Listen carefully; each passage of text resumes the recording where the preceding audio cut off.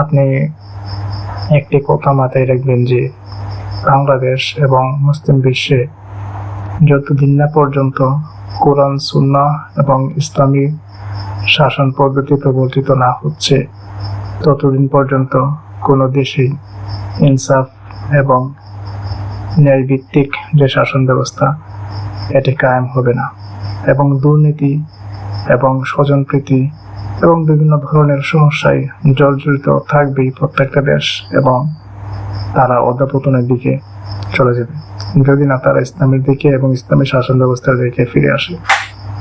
সুতরাং প্রত্যেকটা মুসলিম দেশের এবং বাংলাদেশের উচিত হবে ইসলামিক দলগুলোকে সাপোর্ট দেওয়া। কোনো মানুষ ভুলের ঊর্ধ্বে নয়।